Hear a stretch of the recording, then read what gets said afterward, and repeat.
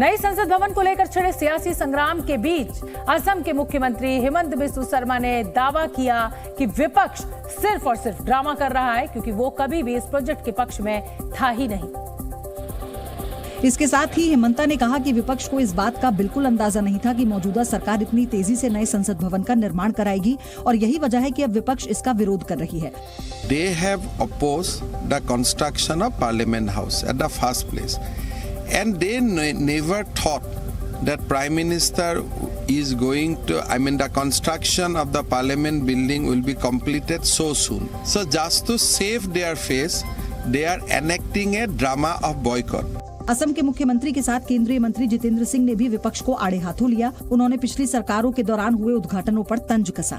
ये एक निराधार बहस विपक्ष की ओर से उठाने का प्रयास किया जा रहा है और ऐसा भी नहीं है कि इनके शासनकाल में इस तरह के उद्घाटन नहीं हुए इनके प्रधानमंत्रियों द्वारा। अगले महीने योगी मंत्रिमंडल का विस्तार हो सकता है। 2024 चुनाव से पहले योगी मंत्रिमंडल के विस्तार की तैयारी तेज हो गई। सूत्रों के मुताबिक निकाय चुनाव में फेल हुए मंत्रियों को बाहर कर नए चेहरों को मंत्रिमंडल में मौका मिल सकता है। 2000 के नोट की बदली को लेकर बिहार के डिप्टी सीएम तेजस्वी यादव ने केंद्र सरकार पर निशाना साधा। तेजस्वी ने कहा कि सरकार को नोटबंदी का पहले फायदा बताना चाहिए। असम के मुख्यमंत्री हेमंत बिस्वा शर्मा और मेघालय के मुख्यमंत्री कॉनराड संगमा ने असम मेघालय सीमा विवाद को लेकर मुख्यमंत्री स्तर पर बैठक की। दोनों राज्यों के बीच 12 क्षेत्रों को लेकर विवाद चल रहा है, जिनमें फिलहाल 6 क्षेत्रों पर समझौता हो चुका है। जम्मू कश्मीर के किश्तवाड़ जिले में मजदूरों को ले जा रही एक गाड़ी खाई में गिर गई। इस भीषण हादसे में 7 मजदूरों की मौत हो गई, वहीं 3 लोग गंभीर रूप से घायल हैं। जम्मू कश्मीर में G20 बैठक के आखिरी दिन आज विदेशी मेहमानों को कश्मीर की खूबसूरती के दीदार के साथ साथ विदा भी किया गया। कश्मीर में बीते 2 दिनों से G20 की कामयाब बैठकें चल रही थी,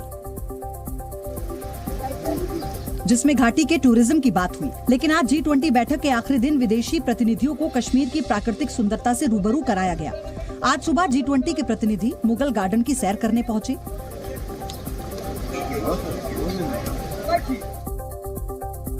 मेहमानों ने रॉयल स्प्रिंग गोल्फ कोर्स में योग अभ्यास भी किया। कश्मीर के टूरिज्म की बात हो तो डल झील की सैर के बिना सब अधूरा रह जाता है। G20 बैठक के लिए आए मेहमानों ने भी शिकारे में बैठकर श्रीनगर की सुंदरता को निहारा। कुछ डेलीगेट्स ऐसे भी थे जिन्होंने कश्मीरी पोशाक पहनकर धरती की जन्नत कहे जाने वाले कश्मीर में कुछ यादों को संजो लिया। हालांकि खराब मौसम की वजह से कश्मीर का बहुत सारा हिस्सा ऐसा था जो विदेशी मेहमान देख ही नहीं पाए, लेकिन थोड़े समय में कश्मीर के अलग अलग रूप उन्हें दिखाने की कोशिश जरूर की गई। हल्की बारिश के बीच सभी मेहमान डल झील के पास बने निशात गार्डन घूमने पहुंचे।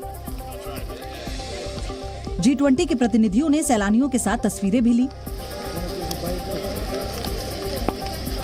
इसके अलावा उन्हें स्थानीय बाजार भी दिखाए गए, जहां कश्मीर की कला और संस्कृति की साझा झलक उन्हें दिखाई दी। कश्मीर की कारीगरी ने विदेशी मेहमानों को खासा प्रभावित किया। This is a place with a lot of possibilities in terms of tourism for the future. इसके बाद प्रतिनिधि मंडल ने पोलो व्यू मार्केट की भी सैर की। सजा हुआ है पोलो व्यू का मार्केट, जो हाल ही में रिनोवेट किया गया है। एक इंग्लिश लुक इसको दी गई है और उसी मार्केट को देखने के लिए जो है यहाँ पर वो G20 में जो शिरकत करने आए थे डेलीगेट्स वो पहुंचे हुए हैं।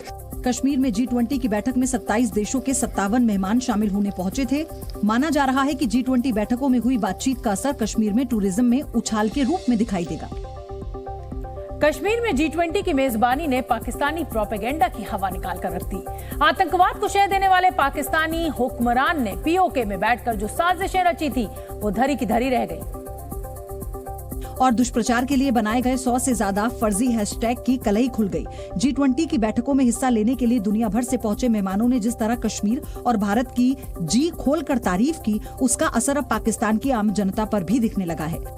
इंडिया इस टाइम टॉप पावर पे है, उनकी हर एक चीज सेटल है, चाहे डेवलपमेंट देख लें, उनकी प्रोडक्शन देख लें, उन्होंने हर जगह अपना स्टेबल कर चुके हैं। उनको किसी के जाने या आने से कोई फर्क नहीं पड़ेगा।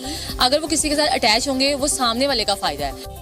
पाकिस्तान की शह पर चीन सहित जिन मुल्कों ने G20 की बैठकों से खुद को अलग रखा, उससे भारत को कोई फर्क नहीं पड़ता। ये पाकिस्तान की जनता भी समझ रही है। पाकिस्तान का रोल इन तमाम ममालिक के लिए कैसा है, जैसे कि मोहल्ले का एक गरीब शख्स तो उनको उस बात से फर्क नहीं पड़ता कि उसकी सूरत हाल क्या है। सुरक्षा बलों की मुस्तैदी के बीच 3 दिनों तक चलने वाला कार्यक्रम जिस तरह बेहद शांतिपूर्ण तरीके से संपन्न हुआ, उसके बाद पाकिस्तान मुंह दिखाने लायक नहीं बचा। और तो और OIC से जुड़े मुल्कों ने इस कार्यक्रम में हिस्सा लेकर पाकिस्तान के जख्मों पर मिर्ची छिड़कने का काम किया है।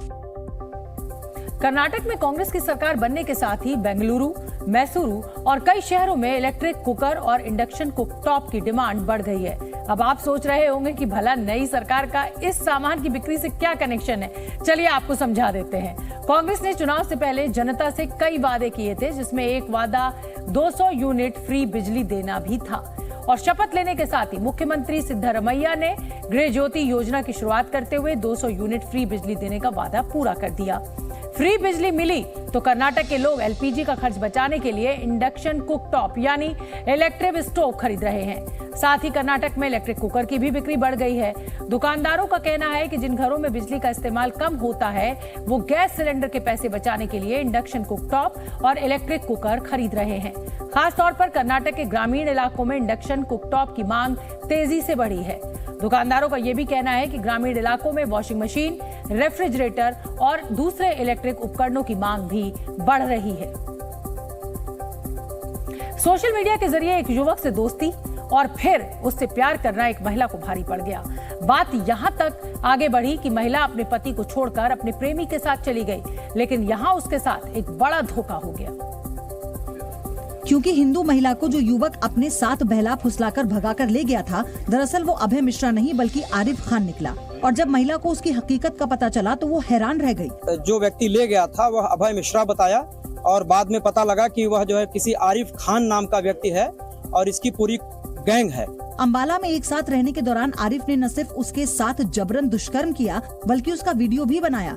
लेकिन जब महिला वहां से निकलकर अपने पति के पास आ गई तो वो आरोपी ने उसका पीछा नहीं छोड़ा और उसके पति को ही गंदे वीडियोस भेजकर ब्लैकमेल करने लगा। अंबाला में लेके करीब 1 महीने तक रखा हुआ था। वहाँ पे उसके द्वारा उसको महिला को बुर्का पहनाना, कलमा पढ़वाना, नमाज पढ़वाना, उसके साथ दुष्कर्म करना, दुष्कर्म का वीडियो बनवाना, उसका मंगलसूत्र तक भेज देना और उसी वीडियो, अश्लील वीडियो को शेयर करना, उसके पति तक को भेजना, ये सभी कृत्य किए गए थे। आरिफ फिर से विवाहिता को अपने साथ भगाकर ले जाने की फिराक में था और इसलिए वो महिला के अश्लील वीडियो उसके पति को भेज रहा था ताकि वो अपनी पत्नी को छोड़ दे। लेकिन महिला के पति ने पुलिस में शिकायत दर्ज कराई और फिर पुलिस ने आरोपी आरिफ समेत 3 लोगों को गिरफ्तार कर लिया। दिल्ली NCR में आज एक बार फिर मौसम ने करवट बदली और आज मौसम सुहाना बना हुआ है। भीषण गर्मी और लू के थपेड़े झेलने के बाद दिल्ली वासियों को गर्मी से थोड़ी राहत मिली। तेज हवाओं के साथ आज पूरे दिन बादल छाए रहे, वहीं कुछ इलाकों में हल्की बारिश हुई। केरल के मंदिरों में RSS की गतिविधियों पर रोक को लेकर मध्य प्रदेश के गृह मंत्री नरोत्तम मिश्रा ने बड़ा बयान दिया। RSS को राष्ट्रभक्त बताते हुए उन्होंने कहा कि केरल में राष्ट्रभक्तों पर बैन लगाया जा रहा है। राष्ट्रभक्तों पर प्रतिबंध लगाया जा रहा है। आंध्र प्रदेश के तिरुपति मंदिर की तर्ज पर बनाया गया जम्मू कश्मीर का तिरुपति मंदिर बनकर तैयार हो गया है। 8 जून को इस मंदिर के कपाट श्रद्धालुओं के लिए खोल दिए जाएंगे। IPL में मुंबई इंडियंस के एलिमिनेटर मुकाबले से पहले आज मुकेश अंबानी ने मुंबई के सिद्धिविनायक मंदिर में दर्शन किए। इस दौरान उनकी बहू श्लोका मेहता और पोता पृथ्वी साथ रही। कांग्रेस नेता अधीर रंजन चौधरी ने प्रधानमंत्री नरेंद्र मोदी के खिलाफ आपत्तिजनक शब्द का एक बार फिर इस्तेमाल किया है। कांग्रेस सांसद 2000 रुपए के नोट के सर्कुलेशन से बाहर होने पर बोल रहे थे। इस दौरान अधीर रंजन चौधरी ने कहा कि बिना विचार विमर्श के 2000 के नोट को बंद कर दिया गया। प्रेस कॉन्फ्रेंस के दौरान अधीर रंजन ने PM मोदी के खिलाफ आपत्तिजनक शब्द का इस्तेमाल किया। मोदी नय, मोदीर परिवर्तन चाই। কথা নাই বার্তা নাই 2000 টাকা হঠাৎ করে আবার বাতিল করে দেওয়ার ঘোষণা করে দিল। এ তো মোদি নয়, লোকে বলছে ভারতবর্ষের অর্থনীতি ভেঙে চুরমার, তার মধ্যে আবার ঘোষণा कर दिया হলো ये 2000 টাকা বাজারে চলবে না নাকি। अधीर रंजन ने कहा कि कर्नाटक चुनाव के बाद लोग PM को बदलना चाहते हैं। उन्होंने कहा कि जब लोग इस सरकार से निराश हैं तो साफ है कि कांग्रेस नेतृत्व के बिना विपक्षी गठबंधन संभव नहीं है। Z News।